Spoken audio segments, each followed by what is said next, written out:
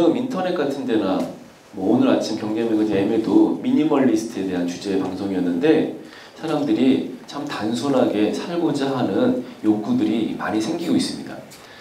그래서 단순하게 사는 것에 대해서 사람들은 이제 나는 뭐 여러 가지 정의를 하는데 제가 알고 있는, 제가 읽었던 이 정의 중에 가장 어쩌면 이 정의가 가장 단순함을, 미니멀리스트를 잘 표현한 것이 아닌가.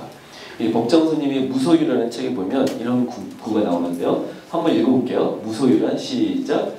아무것도 갖지 않는다는 것이 아니라 불필요한 것을 갖지 않는다는 뜻이다. 우리가 선택한 맑은 가난은 부보다 훨씬 값지고 고귀한 것이다. 네.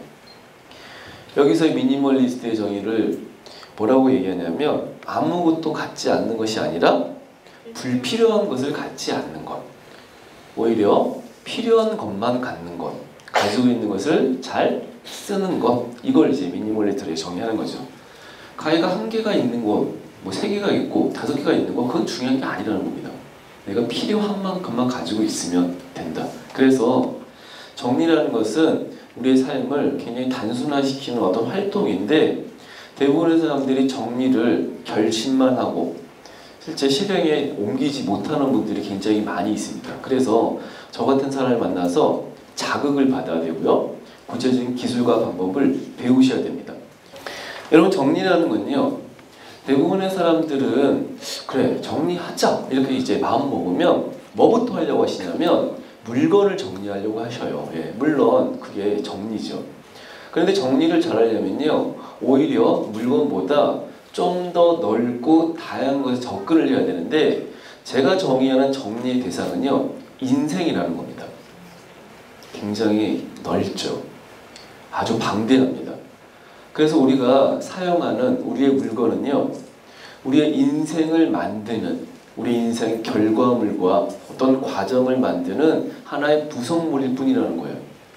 그래서 우리가 인생을 살아가는데 좀 더 나은, 원하는, 필요한 인생을 살기 위해서 정리를 해야 되고, 제가 정의하는 정리는 뭐냐면 내 인생을 위해서 내 인생의 행복, 건강, 만족, 어쩌면 일에 대한 어떤 결과물 같은 것, 성과 같은 것을 위해서 무엇이 필요한지, 무엇을 써야 하는지, 그것이 얼만큼 필요한지, 어쩌면 어디에 있는지 이런 것들을 제대로 판단하는 것, 그것을 잘 취하는 것, 이걸 정리라고 정의합니다.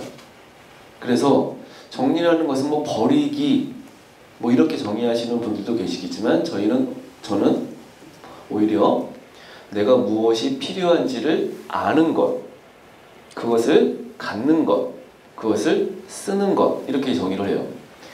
우리 인생은요, 그게 3가지의 자원으로 구성되게 되어 있는데 첫 번째 대상은요, 시간을 어떻게 쓰느냐에 따라 인생은 결정됩니다. 두 번째는요, 어떤 사람과의 인간관계를 형성하느냐가 우리의 인생을 결정하고요, 어떤 공간에서 어떤 물건을 사용하느냐, 이것이 우리의 인생을 결정한다는 거예요. 그래서 이 3가지 것들은 우리 인생의 모든 것을 결정하기 때문에 잘 써야 됩니다. 그리고 우리가 이걸 잘 쓰기 위해선 사실 부족한 것들이 있어요. 대표적으로 부족한 것은 돈입니다.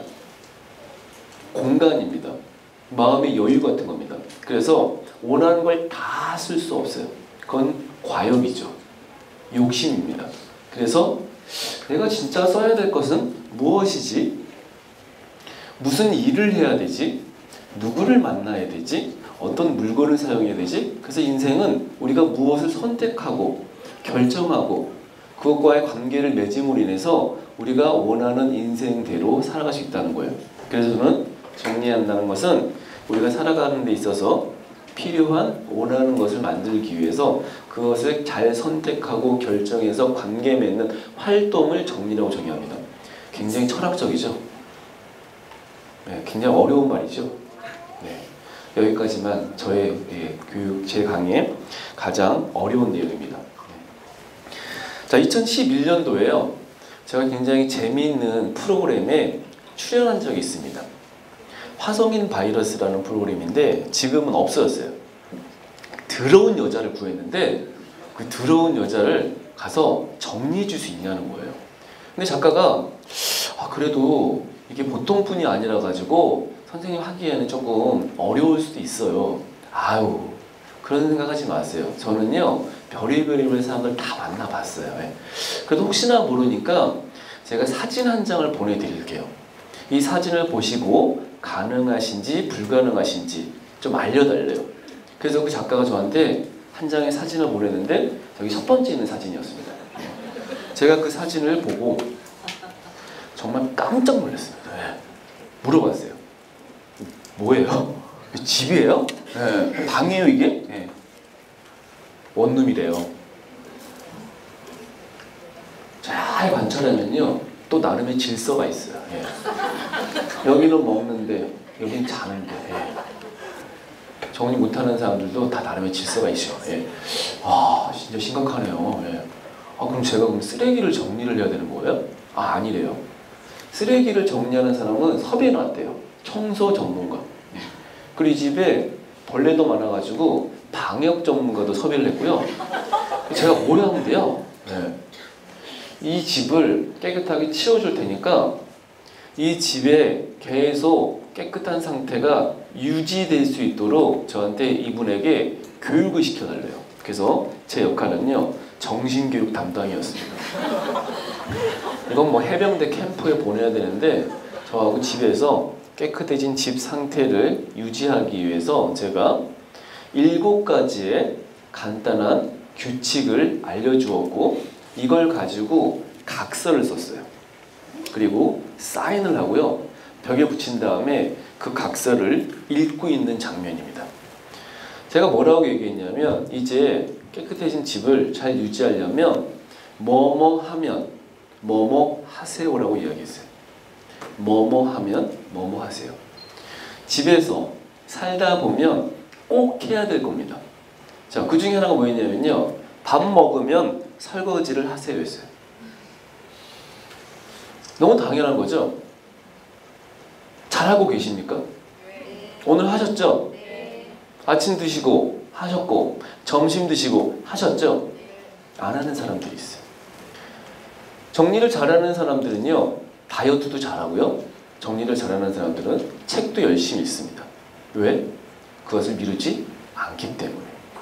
할 때 하는 사람과 할 때 안 하는 사람이 있다는 거예요. 그래서 필요할 때 그냥 내가 결심하고 바로 내 몸을, 내 행동을, 내 발을, 내 손을 움직여야 되는데 자꾸 미루고 싶어요. 그래서 이 미루는 사람들이 항상 입에 달고 다니는 3마디가 있는데 밥 먹고 나서 설거지를 해야 되는데 그것을 안 하고 에이 언제 하자? 다음에 하자. 나중에 하자.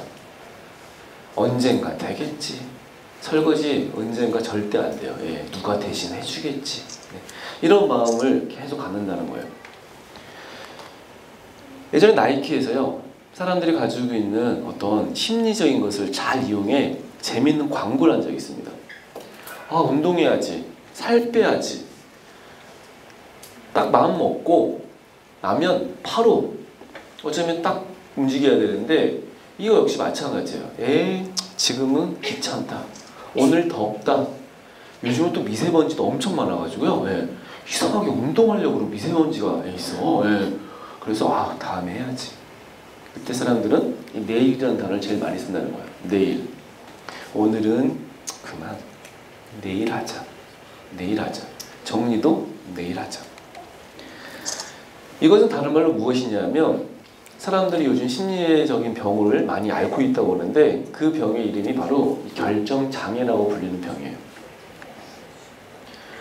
지금 해야 되는데 그것을 결정하지, 선택하지 못하고 망설이고 누군가가 대신 결정할 수 있도록 그냥 물어보고 내 뜻, 내 의지대로 내 어떤 가치관과 내 마음대로 하지 않고 타인에게 내 인생을 결정하기를 원하는 분들도 있어요. 그래서 인터넷 같은 데 이제 보시면요 이거 살까요 말까요? 저 갈까요 말까요? 거기 취직할까요 말까요? 자꾸 물어봐.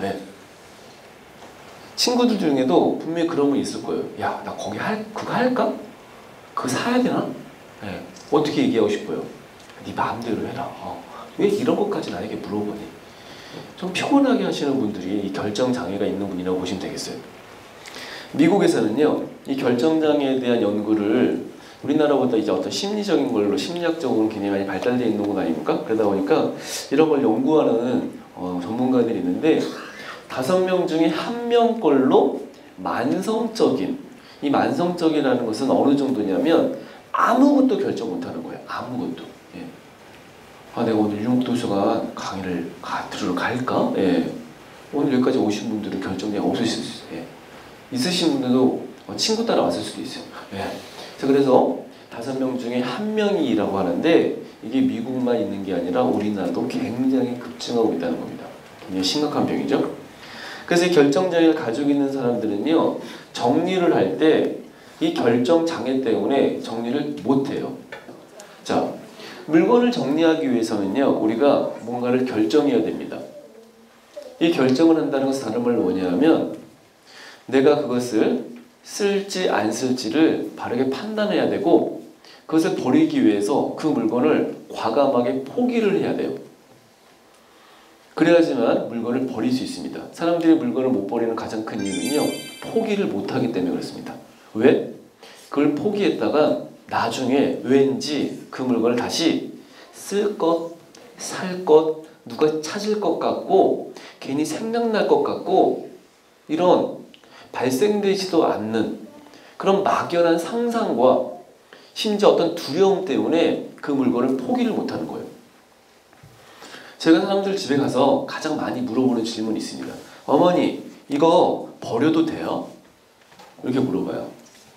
그러면 그분이 결정을 하셔야 되는데 결정은 딱 2개 중에 1개를 하셔야 되는 거예요. 네? 아니요. 네라고 그러면 어떻게 하면 되죠? 버리면 되고. 아니요 그러면 두면 되나요? 아니죠. 전문가는 절대 그렇게 하지 않아요. 네. 왜요? 네. 이거 왜 안 버리세요? 네, 물어봐야 돼. 그럼 나름의 또 이유가 있으시잖아요. 어떤 기준이 있으시잖아요. 그냥요.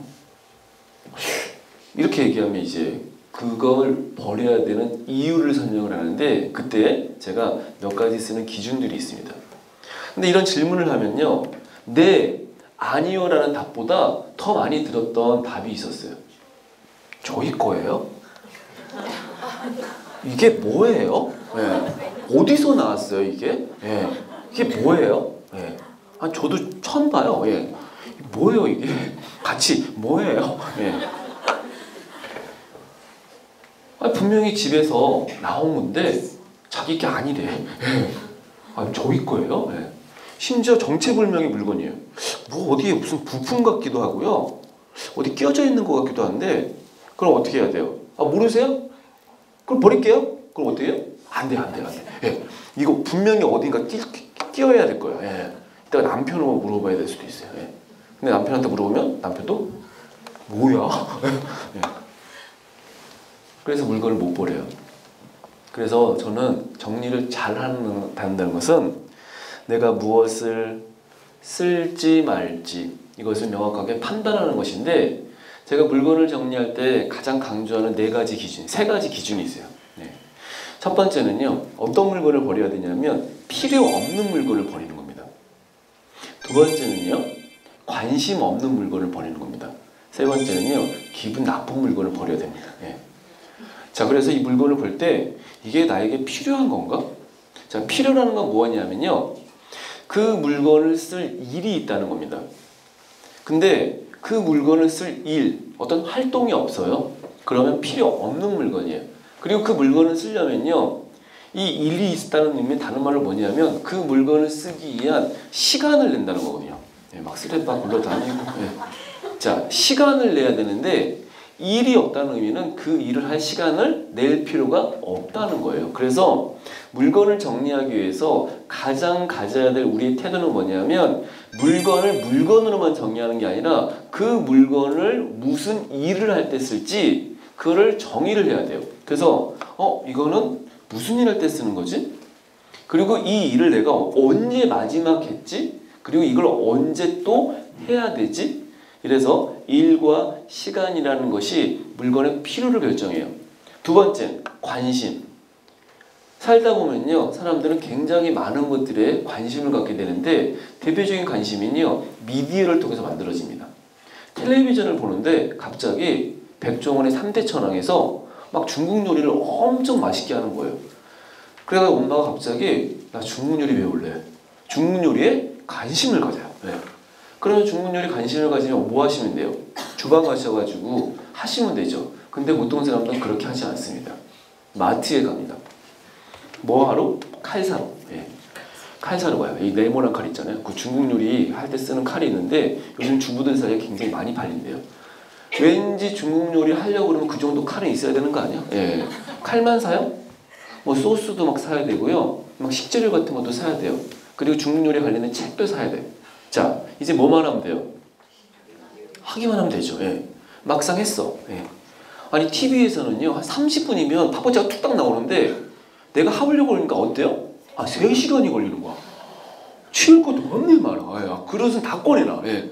낭만판이 됐어. 아 내가 처음 해서 그렇구나. 예. 익숙지 않아서 그런 거야. 예. 그리고 나서 이제 딱 먹는 거예요. 어떨까요 맛이? 예. 아 시켜 먹을 걸. 예. 돈은 돈대로 깨지고, 예. 시간은 시간대로 깨지고, 힘들어 죽겠고, 맛도 없고, 예. 그럼 뭐예요? 중국 요리 나랑 안 맞는구나. 예. 그럼 빵 배우겠다. 빵 똑같아. 빵 배우면 가서 빵 만들지 않아요. 뭐예요 또? 빵틀 사러 가고, 뭐 사고, 또 막상 해보니까 어때? 아, 안 되겠다. 난 먹는 거 포기. 영어 공부해야지. 영어 공부하려면 또 왜? 영어가 안 되면 시원스쿨. 또 책 사. 시원스쿨. 예. 근데 이게 참 책 쉽다고 그랬는데 막상 읽어보니까 어때요? 이 진도가 안 나가네. 예. 아, 영어 안 되겠다. 일본어로 바꿔. 예. 중국어. 예. 문정아 중국어. 예. 집에 가면요 모든 게 다 포기한 물건밖에 없어. 예. 책도 포기하고, 여기 다이어트도 포기하셨네. 여기 뭐 운동, 여기 무슨 자격증 시험. 관심부터 정리하셔야 돼요. 아, 내가 진짜 할 수 있는, 해야 되는, 내 인생을 위해서, 내 인생의 필요를 위해서. 세 번째, 어떤 물건에 대해서 내가 어떤 감정을 느끼느냐. 자, 옛날에 실패했던, 포기했던, 어떤 상처가 기억나는 그런 류의 물건은 어때요? 기분이 나빠요. 여러분, 저는 정말 많은 집들을 갔는데요. 건강한 집을 만들려면 집안에 건강한 물건이 있어야 됩니다. 여러분, 행복한 집을 만들려면요, 내 인생의 행복을 채우는 물건이 있어야 돼요. 어떤 불행, 과거의 상처, 나의 어떤 포기와 관련된 물건들이 집에 있으면요, 집에 딱 있어, 집에 있는 물건을 보면요, 절대 기분이 좋을 수 없어요. 그래서 오늘부터 집에 있는 물건 중에 기분 나쁜 물건을 버려야겠다. 이런 식으로 명확한 기준을 정의하는 거예요. 그런 식으로 정리하면 내가 물건을 어떤 걸 버리고 어떤 걸 둬야 될지 선택할 수 있는 어떤 능력이 생기는데, 이걸 훈련을 해야 됩니다. 저는 이 훈련 기간을 최소 1년이라고 얘기를 해요. 갑자기 제 강의 들으면 집에 가서 막 다 버릴 수 있을 것 같죠? 절대 그렇지 않아요. 오늘부터 1년 정도 훈련하자. 짧으면요 100일 정도. 그래서 100일 프로젝트를 제가 거의 2009년부터 진행했었는데, 그 책을 이제 저기 책에 보면은 많이 나와요. 그 프로젝트에 대한 내용이. 그 프로젝트를 100일 동안 완수하신 분들이 평균적으로요 한 30%도 안 돼요. 100명이 참여하면. 근데 이 100일이라는 시간을 꾸준하게 참여하신 분들이 100일 소감 같은 걸 이제 마지막에 발표하게 돼 있는데, 쓰게 돼 있는데, 그리고 100일 동안 정리를 하고 나서 내 인생이 바뀌었어요 라고 하시는 분들이 상당수 있다는 거예요. 이 100가지 미션 중에는요, 가족과 함께 도서관 가기 이런 것도 있어요. 네. 친구에게 뭐 편지 쓰기 같은 거. 그게 무슨 정리랑 상관이 있나? 인간관계를 정리하고 특별한 공간을 이용하고 이런 내용이기 때문에 사람들이 그런 것들을 해보는데, 그게 처음 인생을 살면서 처음 경험한 경우도 있고요. 그냥 별것도 아니라고 생각했는데 막상 해보니까 너무 좋다는 분도 있었어요. 제 책에 사례도 이제 있는 내용인데, 아내분이 남편분과 집에서 사용되는 고정 지출을 정리했대요. 예를 들어 통신비 같은 거, 관리비 같은 거. 그래서 이제 서로 살면서 결혼해서 사는 동안 한 번도 그런 얘기를 해본 적이 없었다는 거예요. 그리고 막상 이런 대화를 나누고 야 이거 좀 줄여야겠다. 통신비 이거 요금제를 좀 바꿔야겠다. 이러면서 돈을 절약했는데 정말 그거 하나만으로도 한 달에 고정적으로 발생되었던 비용이 줄고 이 돈 문제는 야 이거 굉장히 되게 중요한 문제였는데 그냥 서로 좀 피하려고 하거나 그냥 불편하게 생각했던 내용들이었던 거예요. 그래서 그런 류의 미션을 참여하시면 훈련될 수 있다는 거예요. 여러분 정리와 관련된 다양한 경험을 통해서 제가 알게 된 사실이 있습니다. 정리를 잘하는 사람과 정리를 안 하는 사람. 저는 세상에 정리를 못하는 사람 없다고 생각하거든요. 정리를 안 하는 거예요. 이 정리를 안 하는 사람의 큰 차이는 뭐냐면 시간을 내느냐 내지 않느냐의 차이라는 거예요. 이건요 성공과 실패를 정의할 때도 똑같이 쓰이는 말인데 그 사람이 성공했는지 실패했는지를 알려면 그 사람이 어떻게 시간을 썼는지 그리고 시간에 대해서 어떤 태도를 가지고 있는지를 보면 그 사람의 성공과 실패를 바로 판가름할 수 있다는 겁니다. 자, 정리 역시 마찬가지예요. 그럼 정리를 잘하고 싶죠? 정리를 해야 됩니다. 정리하려면요 시간과는 절대 타협하시면 안 돼요. 필요할 때 그때를 명확하게 알고 나중에 이따가 언젠가 이런 마음이 아니라 지금 바로 끝을 보는 거죠. 그래야지만 정리를 할 수 있어요. 자, 이 끝이라는 것은 무슨 의미일까요? 여러분 정리를 끝본다. 정리 끝장내겠다. 예, 사실은 말로 안 되는 얘기예요. 정리는요 끝이 없어요. 왜? 우리가 어떤 물건을 사용하면요 그 물건은 사용과 동시에 정리라는 게 필요성이 생깁니다. 집에서 뭘 쓰게 돼 있어요. 주방, 옷장 대부분 우리가 그 물건들을 사용하기 때문에 계속 정리의 필요성이 생기는 거예요. 계속 사오기도 하고요. 세탁해서 넣기도 하고요. 설거지해서 넣기 때문에 혼자 쓰지도 않죠. 가족이 함께 사용하기 때문에. 그래서 정리의 끝이라는 것은 거의 없다고 보시면 돼요. 여러분 집이 모델하우스나 방종 세트장이 아니기 때문에 계속 집을 활용하고 사용하고 그 물건들로 인해서 정리는 계속 발생될 수밖에 없어요.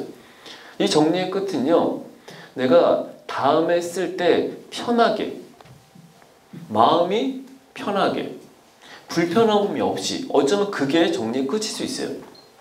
그래서 정리를 잘하기 위해선 어떻게 언제 무엇을 해야 될지를 잘 알아야 됩니다. 정신을 똑바로 차리는 거예요. 자, 그럼 왜 사람들은 정리를 못하고 사느냐? 근본적인 이유는요 정리를 하는데 시간을 내지 않기 때문인데 다른 말로는요 정리가 습관화되어 있지 않기 때문입니다. 정리를 잘하는 사람들은요 바로 합니다. 매일 그냥 직업적으로 이걸 정리하는 게 아니라 그때를 놓치지 않아요. 그래서 정리는 굉장히 중요한 어떤 습관인데 저는 어느 정도까지 중요하다고 정의하냐면 정리는 인생을 바꾸는 습관이라는 거예요. 내가 원하는, 내가 만들고 싶은, 내가 꿈꾸는 인생을 만들고 싶으면 인생을 정리를 해야 됩니다. 저는 정리된 인생을 살기 위해서 제 인생의 습관을 바꿨고 이 습관 중에 대표적인 게 하루 15분 정리임이라는 책에 소개된 3가지 습관입니다. 시간을 쓰는 습관, 사람들을 만나는 습관, 물건에 대한 습관을 바꿨어요. 그게 제가 경험한 이야기이기도 하기 때문에 정리는 사람의 인생을 바꾼다는 거예요. 그리고 제가 진짜 경험했기 때문에 그걸 통해서 사람들에게 도움을 줄 수 있었게 되는 거죠. 만약에 제가 사업을 시작했는데 사업이 안 돼서 망하거나 아니면 그냥 계속 그 모습으로 있었다면 저는 절대 이런 형태의 강의나 또 계속 지속적인 어떤 책을 쓰는 것 이런 것도 못했을 거예요. 자, 분명한 것은 사람들의 인생은요 습관을 통해서만 바꿀 수 있다는 겁니다. 그리고 이 습관에서 저는 강조하고 싶은 것은 정리 습관인데 이 정리 습관은요 3가지를 잘 쓰는 것이에요. 자, 그럼 왜 사람들은 정리를 하며 살고 싶은데 정리가 안 될까? 바로 공간의 변화 같은 게 없기 때문이라는 겁니다. 살다 보면요, 계속 사서 넘쳐나는 물건이 있어요. 근데 어느 날 한 번씩은 이 물건들을 조금 이제 걷어내야겠다, 이걸 해야 되는데, 저는 평균적으로 대한민국 가정은요 3년에 한 번씩은요 정리를 해야 될 날이 있어요. 이 집 결혼해서 산 지 3년 차가 됐는데 어느 날 폭발을 했어요. 도저히 이렇게 살 수는 없다. 그래서 저희 회사에 연락을 주어 저희가 찾아가서 정리를 해줬습니다. 하루 동안 8시간 8명이 가서 하루 종일 버렸어요. 정말 많은 물건이 버려졌는데 아마 그 물건의 무게를 재면 한 1톤가량 될 겁니다. 1톤. 네. 상당히 많은 물건이죠. 그리고 나서 집이요 굉장히 쾌적해졌어요. 이 집 여긴 10년이 된 집이에요.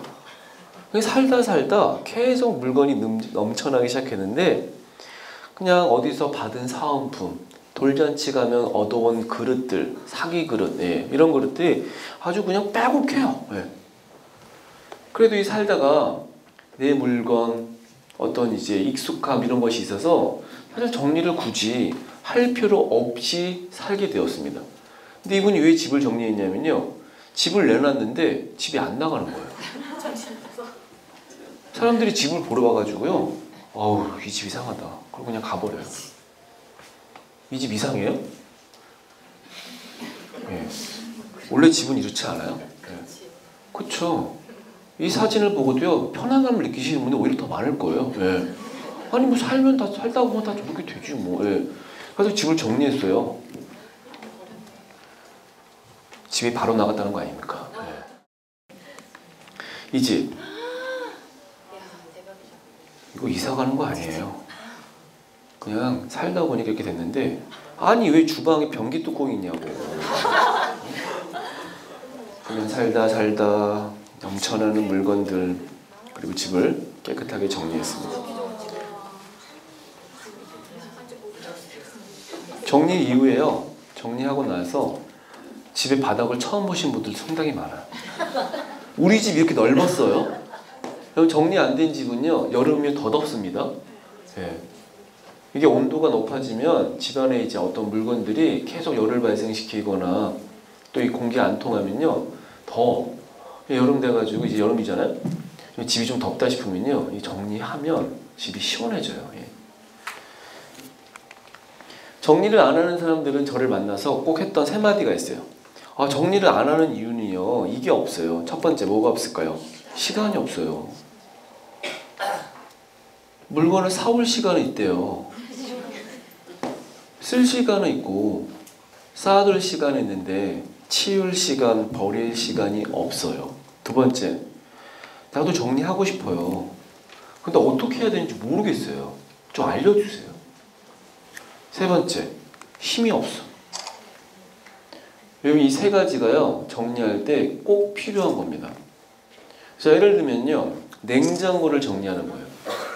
사실 다른 것보다 집에 있는 물건들 중에 어쩌면 가장 중요하고 꼭 해야 되는 정리 대상이 냉장고입니다. 자, 양문형 냉장고가 있어요. 그 양문형 냉장고를 정리하려면 시간을 내야 되는데 얼마 정도 시간이 필요할까요? 해보신 분들 알죠? 1시간이요? 하루 종일. 또요? 모르시네? 평균 4시간 정도는 잡아야지만 냉장고 정리를 할 수 있어요. 자, 냉장고 정리 방법 알고 계세요? 되게 쉬워요. 일단 다 빼요. 다 빼. 그리고 먹을 거만 넣어요. 그럼 끝이에요. 쉽죠? 쉽죠? 자, 시간 4시간이고요. 방법은 이미 알고 있어. 근데 가장 중요한 게 있어요. 뭐예요? 힘이 없어. 시간은 많은데 냉장고 문을 열 힘이 없어. 자, 이 무슨 힘이냐? 체력? 아닙니다. 자, 냉장고를 정리하기 위해서 시간을 내야 돼요. 4시간 이상의 여유 시간이 있어야 되고요. 방법을 배워야 됩니다. 근데 이 냉장고를 정리한다는 것은 체력보다 더 중요한 힘이 있는데 바로 의지력이라고 부르는 힘이에요. 그래, 내가 한번 오늘 냉장고 치워보겠어. 오늘 냉장고 끝낸다 이거. 예. 수건사업. 냉장고 사놓고 한 번도 안 치웠어. 예. 우리나라 사람 평균 여기 10년에 한 번씩 냉장고 정리하시거든요. 그 10년이 왜 10년이냐면 새로 살 때 정리하셔. 예. 그래서 그래, 내가 한번 정리해 보겠어. 여기서 가장 중요한 건요, 바로 의지력이라는 거예요. 정신력, 통제력 같은 거죠. 여러분, 정리를 하려면요, 최소한 시간을 내야 되는데, 저는 보통 우리가 정리를 하는데 하루에 써야 될 절대적인 시간을 이야기합니다. 자, 하루에 써야 될 절대적인 시간은 하루 몇 분일까요? 15분. 그럼 15분은 정리를 하는데 필수적으로 필요한 시간이에요. 이건요, 설거지하고 집 청소하는 거랑 좀 다른 시간입니다. 여기서 정리는 무엇이냐면 무엇을 쓸지 말지, 아까 필요, 관심, 기분, 이 세 가지를 주제로 물건을 판단하고 결정하고, 그리고 판단되고 결정돼서 어떻게 하면 빼내는데 최소한의 시간을 쓰라는 의미예요. 이건 물건에 대한 것이잖아요. 시간 같은 경우에도요, 오늘 무엇을 할지 그것을 결정을 해야 돼요. 저는 이 3이라는 숫자를 상당히 좋아하는데, 그래, 오늘 해야 될 세 가지를 결정하면 하루가 정리돼요. 그래, 내 인간관계를 정리해보자. 오늘 누구한테 연락하지? 한 명이라도, 하루에 단 5분이라도 그 사람과 전화를 하든 뭐 카톡을 보내든, 여러분 그런 식으로 하루에 한 명씩만 정리해도요, 1년이면 365명의 사람과 친밀한 관계를 유지할 수 있어요. 여러분, 대부분의 사람들은요, 내 기억, 그것에 의해서 결정되게 돼 있습니다. 제가 관계 정리 막 이렇게 얘기하니까 어떤 분들이 무슨 인간관계까지 정리하냐고, 매정하게. 그래서 제가 그럼 정리 안 하세요? 그랬더니 자기는 안 한대. 그럼 정리 당한 적 있어요? 자기는 그런 적 없는 것 같아. 그러면 뭐 작년에 만난 분 다 연락하고 지내세요? 아니요. 정리했네. 예. 그럼 정리 당할 수도 있어요. 그 사람이 연락해요? 아니요. 정리 당하셨네. 예. 저는 그걸 정리라고 생각한다고. 한 번 만났는데 이 사람이 진짜 좋은 사람 같아. 계속 만나고 싶어. 그럼 뭘 해야 돼요? 연락해야 돼요. 그 사람의 기억 속에서 잊혀지지 않도록. 최소한 3일 전에 연락을 해야지만 그 사람이 안 까먹어요. 최소 3번은 만나야지만 이 사람은 좀 가깝구나라고 생각을 하는 거예요. 그래서 사람들을 정리하는데 어쩌면 시간을 써야 한다는 거예요. 제가 정리하는 게 버리기라고 얘기 안 했죠? 잘 쓰는 거라고 제가 얘기했어요. 중요한 건 의지력이라고 그랬는데, 의지력은요, 2가지의 공식을 통해서 만들어요.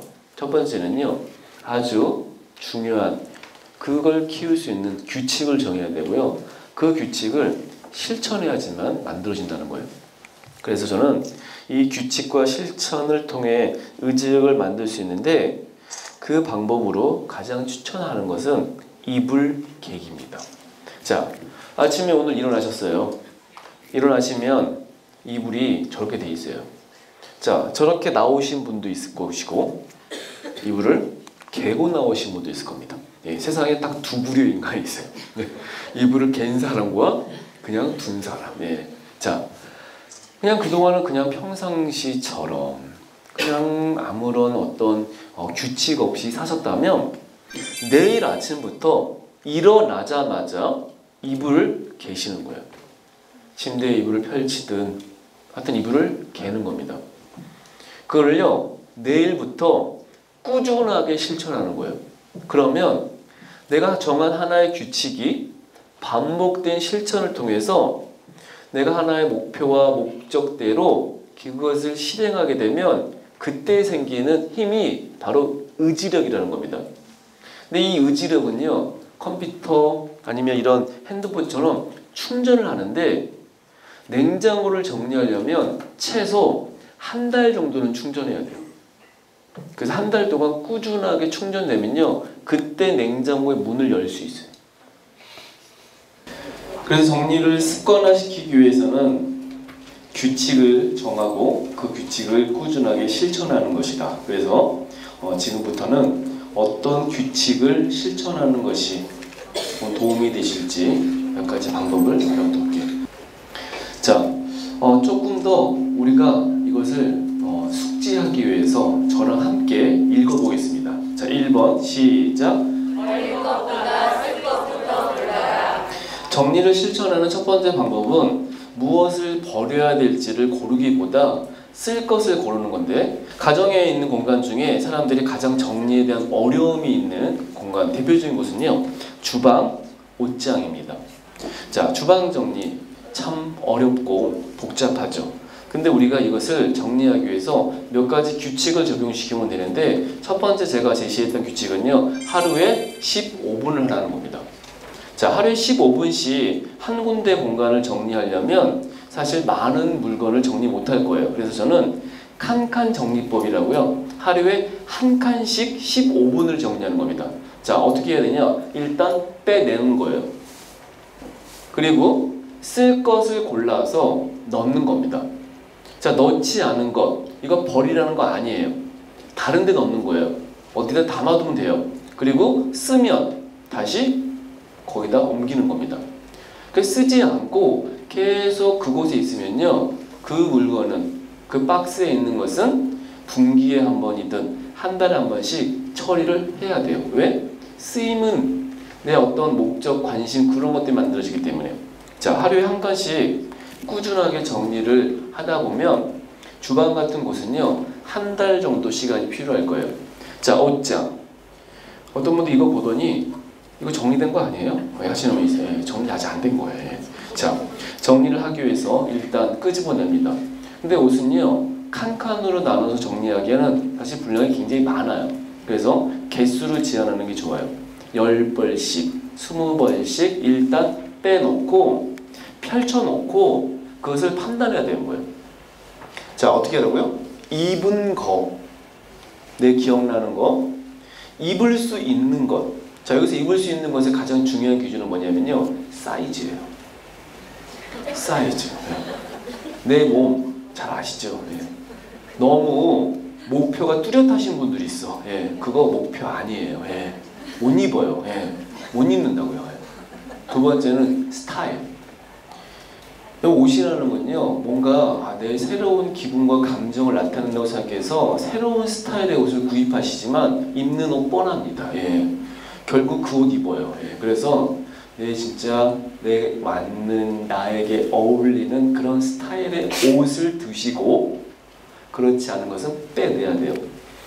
그래서 빼내는 작업, 골라내서 버릴 건 버리고, 팔 건 팔고, 줄 건 주고, 세탁소에 갈 건 가고. 그래서 용도별, 목적별로 구분해서 처분하셔야 되는데, 요즘은 헌업 수거 업체들이 굉장히 많이 생겼어요. 그래서 키로당 200~300원씩 받습니다. 그래서 그렇게 팔다 보면요, 알게 되는 게 있어요. 야, 팔면 돈 안 되는구나. 그렇게 해서 정리를 했습니다. 두 번째, 읽을게요. 시작. 물건에는 정해진 자리가 있어야 돼요. 그래야지만 넣을 때 쉬워지는 게 아니라 뺄 때 쉬워집니다. 보통 냉장고에 물건을 보관할 땐 자주 먹는 것을 잘 꺼낼 수 있는 곳에 둬야 되는데, 그것은 어디냐면요, 바로 손 뻗어서 꺼낼 수 있는 곳에 이렇게 자주 먹는 반찬을, 그리고 쉽게 빼려면 시스템이 필요한데, 가장 대표적인 시스템이 바구니에다가 보관하는 겁니다. 그래서 가족들한테 자주 먹는 반찬을 이 바구니에 넣었으니까 밥 먹을 때는 알아서 빼서 먹고 다시 그 자리에 둬. 굉장히 간단한 규칙이었는데, 이 규칙은요, 이 집의 냉장고의 질서를 만들었어요. 자, 세 번째, 시작. 자, 유통기한이라는 것은 우리가 물건을 사기 위해서 유통되는 기한입니다. 그래서 유통기한이 지난 물건을 사오는 일은 거의 없으실 거예요. 근데 이 물건이라는 게 이상하게 벗을 때는 유통기한이 있지만 한 번이라도 쓰게 되면 소비기한으로 바뀐다는 겁니다. 그래서 우리가 물건을 썼으면 정해진 날짜 동안은 그 물건을 다 써서 버려야 되는 거예요. 자, 예를 들면요, 여성분들이 참 많이 쓰시는 선크림, 자외선 차단제 같은 경우에는 소비 기간이 6개월에서 길어도 1년입니다. 근데 이걸 잘 지키지 않으시는 분들이 많다는 거예요. 그래서 물건은 쓸 수 있는 날짜가 정해져 있다. 당연히 화장품, 식품 이런 것들은 다 소비기한 또 유통기한이 있겠죠. 자, 그렇지 않은 물건들, 예를 들면 옷, 책, 대부분 그런 류의 물건들도요 소비기한이 있습니다. 오히려 내가 정해야 되는 거예요. 그래서 물건을 안 쓴 지 1년이 됐다, 작년에 안 입었다 그러면요 이미 소비기한이 지났다고 생각하셔도 돼요. 여러분 책 같은 경우, 여긴 도서관이니까 책의 소비기한은 언제일까요? 만약에 내가 책을 샀어요. 그리고 읽었습니다. 그리고 책꽂이에 꽂아놔요. 다시 볼 일이 있을까요? 있을 책도 있고 없는 책도 있겠죠. 저는 책꽂이에 꽂히는 순간 그 책의 소비기한이 끝났다고 생각합니다. 네. 어떻게 해야 돼요? 오히려 누군가에게 줘야 될 수도 있어요. 팔아야 될 수도 있겠죠. 저는 책을 엄청 많이 팔았거든요. 요즘 이제 뭐 알라딘, 명품문고, 인터파크 이런 데 막 책을 팔 수 있으니까. 그러고 나서 오던 게 뭐냐면요, 그 책 판 돈으로 새 책을 사는 거예요. 그리고 나서 생각해보니까 굳이 새 책을 살 필요가 없는 거예요. 왜? 중고책이 엄청 많아요. 제 책도 중고책이 엄청 많아요. 누가 올렸는지 엄청 많아요. 예. 그래서 그렇게 하니까 그냥 굳이 보관할 필요 없는 책은 그냥 새 책 느낌 좋아하시고 이런 분들도 있지만 그냥 중고책을 사시는 것도 훨씬 경제적인 이득이 되고, 요즘은 도서관 이용해서 책을 보시는 분들도 많죠. 근데 이제 도서관에 딱 제한된 권수가 있기 때문에 내가 원하는 책을 쉽게 빨리 못 빌린다. 그럼 이제 이북 같은 것도 많이 쓰시죠. 이북도 종이책보다 훨씬 더 책이 저렴하기 때문에. 마트에서 장을 보고서 받아오는 영수증은 그냥 버리는 것이 아니라 냉장고에 붙입니다. 그리고 쓴 것만 표시를 해요. 그러면 표시되지 않은 것들은 뭐 한 거죠? 아직 안 쓴 거예요. 그래서 이런 영수증만 이용해서도 충분히 물건을 정리할 수 있고요. 요즘은 냉파를 하시는 분들이 있어요. 냉장고 파먹기라고 그러는데, 냉파. 냉파 하시는 분들 어떻게 하냐면 집에 있는 냉장고의 식재료를만 이용해서 식사를 해요. 그리고 냉파를 하시면 짧으면 일주일, 길면 한 달 정도만 보내도요 냉장고는 싹 정리돼요. 그래서 이 냉파를 딱 하겠다 하면 가장 먼저 할 것은 냉장고 식재료 재고 파악입니다. 그리고 이 재고 파악된 걸 가지고 해먹을 수 있는 식단표를 만들고 그 식단표에 의해서 냉장고에 있는 물건을 최대한 활용하시는 거예요. 제 인스타 친구분인데요, 이분이 책 읽고 냉파를 하시고 한 달 동안 가계부 사용 내역을 정리했는데 80만 원을 절약했다는 아주 충격적인 글을 제가 봤어요. 생활비 80만 원을 그동안 어떻게 썼냐면 마트에서 뭘 사오셔서 그냥 넣으셨죠. 이 물건은요 넣으라고 넣는 게 아니에요. 네. 뭐 해야 돼요? 빼라고 넣는 거예요. 근데 사람들은요 이 습관적으로 넣기 바빠. 계속 냉장고에 넣어요. 막 테트리스를 막 하시죠. 예, 쑤셔 넣어. 네 번째, 쓸 것을 시작. 쓸 것을 쓸 때 쓸 만큼 사라. 이건 굉장히 중요한 메시지라서 저는 여기서 여러분들께 꼭 추천드리고 싶은 방법이 있는데요. 카드 내는 손에다 매직으로 이거 써놓고 다니세요. 여기다가. 예. 그래서 이 세 가지에 해당될 때는 내고, 그렇지 않으면 절대 돈을 내면 안 돼요.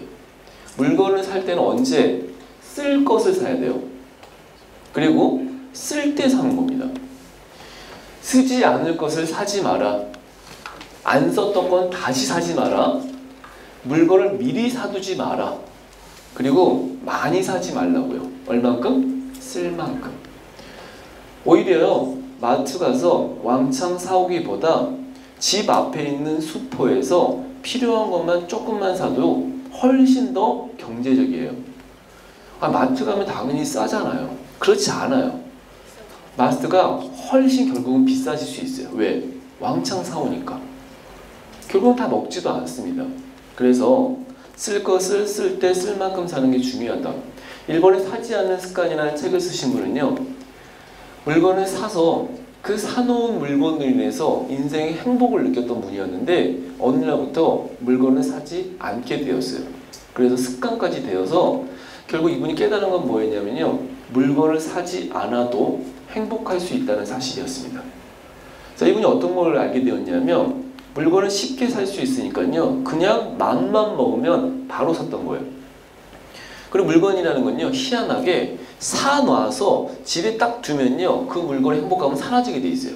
그러니까 자꾸 외부에 있는, 백화점에 있는 새 물건, 이런 물건에 대해서 계속 혹하던 그런 마음을 가지고 있다가, 그래, 내가 사지 않게 좀 나의 생활을 좀 바꿔야겠다. 그러고 나서 이제 물건을 살 땐 조금 신중하게 사기 시작했는데, 내가 정말 좋아하는 것은 무엇이고 나에게 필요한 것은 무엇이고 어떤 스타일, 어떤 디자인, 어떤 가격대, 어떤 제품, 소파를 구입하는데요, 이분이 투자한 시간이 5년이었대요. 아, 무슨 소파를 5년이나 고민해요, 그죠? 사고 싶으면 바로. 근데 진짜 원하는 소파를 사게 된 거예요. 그래서 이 소파를 사놓고 나니까 이 소파를 진짜 원했던 것이기 때문에 쓰면 쓸수록 좋았던 거예요. 여러분, 그런 물건 많이 없습니다. 대부분요, 쓰면 쓸수록 그 물건에 대한 만족감은 떨어지게 돼 있어요. 진짜 잘 산, 합리적으로 내 필요에 의해서 산 물건들은요, 쓰면 쓸수록 좋은 물건이 돼요. 여러분, 집에 가셔서 야, 이건 진짜 쓰면 쓸수록 좋지, 이런 류의 물건들 사실 많지 않아요. 물건을 정리하다 보니까요, 물건을 수납하기 위해 샀던 이런 수납 가구 같은 거 불필요한 물건이 되었습니다. 좀 처분을 해야 돼요. 사실 물건을 처분하는 방법은요, 몇 가지 없어요. 첫 번째는요, 누구에게 주는 겁니다. 가지고 가야 돼. 누가 와서 이걸 두고 가야 되는 거죠. 네.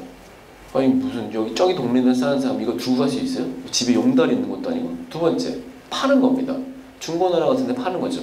그런데 이것도 배송비가 따로 지불을 해야 된다. 이러면 조금 애매한 물건이 되겠죠. 그럼 처분할 수 있는 방법은 딱 한 가지밖에 없어요. 뭐예요? 버리는 거예요. 딱지 붙여서. 살 때 주고 10만 원 주고 샀던 건요, 최소 버릴 때 3,000원짜리 딱지를 붙여야 돼요. 그 사람들이 뭘 깨닫냐면요, 살 때도 돈, 버릴 때도 돈. 네. 차라리 안 샀으면. 이 수납 가구가 사실 뭘 수납하기 위해 필요했던 물건인데 정리를 해보고 나니까 그 물건 자체가 아예 필요성이 없어진 거였거든요. 사람들은요, 뭐를 쓰려고 삽니다.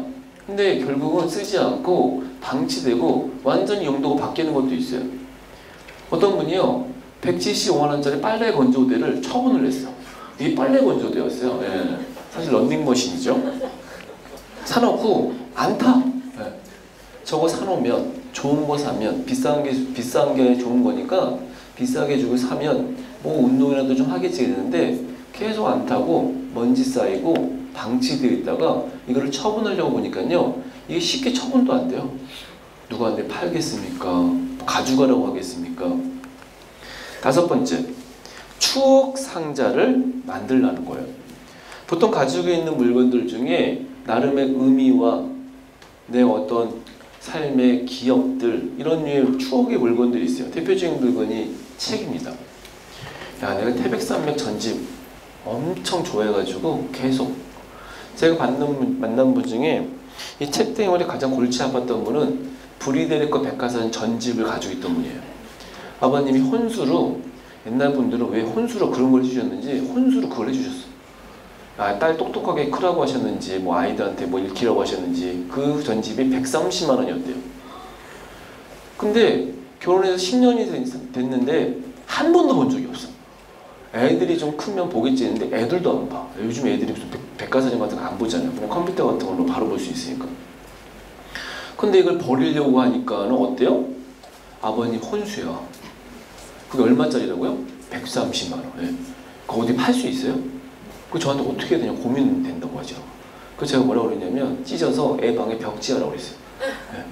차라리 그게 훨씬 더 그 물건을 쓸 수 있다. 네. 그거 버리지 못하고 나름 의미가 있고 비싸게 주고 사서 10년 넘게 들고 이사 때마다 들고 다니고 이걸. 네. 보통 사람들이 가지고 있는 대표적인 추억 물건은 여기 해당되는 물건이에요.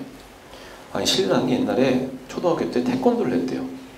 태권도를 해가지고 받았던 트로피를 결혼할 때 다 써들고 왔어요. 애가 어린이집에서 작품을 만들어 왔는데 사실 엄밀히 보면 사실 작품은 아니고 생활 쓰레기 같은 건데 이 쓰레기를 가져와가지고 이거를 어떻게 해야 될지 왜? 회가 안 들어왔잖아. 또 애들 못 버리게 해. 이거 어떻게 해야 되냐고. 그래서 이런 물건들은요 추억 상자를 만드는 겁니다. 아이가 자라면서 어쩌면 내 인생 속에서 의미 있고 특별하고 이런 류의 물건만 여기다가 넣는 거예요. 내 인생의 타임캡슐 같은 거죠. 그 방송에 이선미 씨 아이가 셋이 있는데 아이 하나마다 다 이 추억 상자를 만들어요. 그래서 아이 어릴 때 이제 뭐 이렇게 그런 뭐 베네쪼리 같은 거 있죠. 그런 거 좀 넣기도 하고 아이가 좀 크니까 이제는 자 여기 너 네 추억을 상징할 수 있는 물건을 결정하기 위해서 넣게 됐대요. 그래서 아이 출가하면 그 상자를 주려고. 제가 성장문답이라는 CBS 세바시 다큐 그 영상에 아이 탯줄 버린 이야기가 소개돼요. 저희 집에 내 탯줄을 계속 보관하고 있다가 제가 작년인가 가족 회의를 간단하게 하고 버렸습니다. 그러니까 버리기로 결정돼가지고 버렸는데 어떤 분들은 탯줄 진짜 못 버리시거든요. 탯줄 굉장히 의미 있다고 생각을 해요. 근데 제가 뭐라고 얘기했냐면 와이프한테 이거 나중에 출가할 때 내가 우리 딸한테 이걸 주면 애가 그걸 보고 받아서 좋아할까? 이렇게 생각해봤어요. 아빠가 30년 동안 너 주려고 보관한 게 있어. 뭘까? 땅 문서? 통장? 딱 받았더니 뭐예요? 탯줄. 이게 뭐예요? 네 거야. 이게 탯줄이야. 별로 기분이 안 좋을 것 같아. 그래서 버려.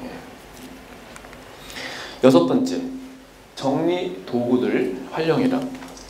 이 도구라는 것은요, 인간이 가지고 있는 굉장히 무한한 능력 중에 하나인데 어떤 도구를 이용하면 정리를 잘할 수 있냐면 첫 번째 도구는 타이머입니다. 타이머는요, 내가 뭔가 하기 위해서 내 실행, 내 실천을 높일 수 있는 동기부 역할을 해줘요. 자, 오늘부터 정리를 좀 하겠다. 그럼 어떻게 하면 되냐? 하루에 10분이든 15분이든 내가 정한 시간만큼 타이머를 돌리고 정리를 시작하는 거예요. 그리고 타이머는요, 돌아가면 울리게 돼 있습니다. 울리면 하던 정리를 멈추는 거예요.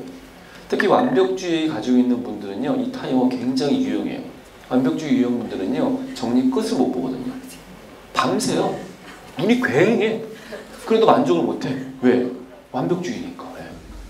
그래서 이 타이머가 이 완벽주의를 고칠 수 있는 굉장히 중요한 역할을 해요. 그래, 15분만 하겠다. 그게 그냥 끝이다라고 정리를 해야 되는 거예요. 예전 해피투게더라는 프로그램에서 아이 식습관을 바꾸는데도 이 타이머를 이용했는데 아이들한테 밥을 딱 차려준 다음에 몇 분 동안 먹을래 물어봤고 이 아이 타이머가 딱 울리면요 먹던 밥을 치워버린 거예요. 그리고 나서 아이 습관이 바뀌었어요. 마치 내가 무엇인가를 하기 위해서 스스로의 약속을 정하기, 몇 분 동안 정리하겠다. 그리고 타이머가 울리면 하던 일을 멈추겠다. 이게 굉장히 심리적인 걸 이용하는 거예요.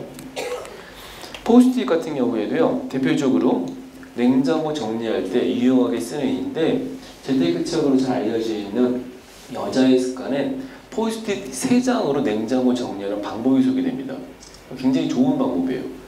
사와야 할 게 있으면 목록 적고 5개 이상 적히면 그걸 띄어서 마트에 가고 나올 때는 마트에서 사야 될 것만 사오라는 거예요. 이 적었던 것만 사와라. 적지 않은 건 절대 사오면 안 된다는 거예요. 미리 계획된 소비를 해라. 두 번째 포스트잇은 빨리 먹어야 될 거 적고 세 번째 포스트잇은 마치 냉파하듯이 먹어야 할 목록을 적은 다음에 이거를 해치우는 거예요. 그러면 이 포스트잇 3장만 냉장고에 붙이고 일주일만 살아도요 냉장고는 정리될 수 있어요. 왜? 냉장고 정리의 기본은요 넣고 빼고거든요. 필요한 것만 넣고 넣었으면 뭐라고요? 빼는 거예요. 이 넣고 빼고. 자, 7번째, 정리 규칙을 정해서 그것을 꾸준하게 실천하는 겁니다. 자, 제가 아까 화성인 바이러스의 출연자에게 제안했던 방법은 앞으로 뭐뭐 하면 뭐뭐 하세요 였어요. 제가 오늘 여러분들께도 제안하고 싶은 방법은요, 뭐뭐 하면 뭐뭐 하세요입니다. 그럼 어떻게 해야 되냐면요. 하나의 문장을 만드는 건데 규칙은요. 뭐뭐 하면 뭐뭐 하겠다는 거예요. 뭐뭐 하면 뭐뭐 하겠다. 예를 들면 집에 들어오면 손을 닦겠다. 밥을 먹으면 바로 설거지를 하겠다. 매일 한 개씩 버리겠다. 몇 시가 되면 무엇을 하겠다. 자, 이 방법은요. if then plan이라는 방법인데 if then plan은 영어의 if then 만약에 뭐뭐 하면 plan 무엇을 하겠다. 이 두 개의 결합이에요. 실제 이 if then plan은 하버드 비즈니스 리뷰에 뭐라고 소개됐냐면 이걸 이용해서 목표를 설정했더니 300% 이상의 목표 달성률을 보였다는 거예요. 그래, 앞으로 정리해야지. 이건요, 절대 이루어지지 못할 목표예요. 어떻게 해야 되냐면, 그래, 나는 오늘부터 9시가 되면 15분씩 정리하겠다. 잠자기 15분 전엔 냉장고를 치우겠다. 집에 오면 입었던 옷을 걸겠다. 밖에 나갈 때, 외출할 때 버릴 물건 1개를 준비하겠다. 이게 if then plan입니다. 그 상황, 그 신호에 맞춰서 해야 될 한 가지 행동을 정하고 그것을 오늘부터 규칙으로 만들어서 실천하는 거예요. 언제까지? 정리는 끝이 없죠? 계속 하는 겁니다. 될 때까지. 습관이 될 때까지. 그러면요, 우리의 인생은 이 if then plan을 통해서 만들 수 있어요. 여러분, 정리에는요, 때가 있습니다. 그때는 언제일까요? 짧은 동영상 함께 보고 오늘 강의를 마칠게요.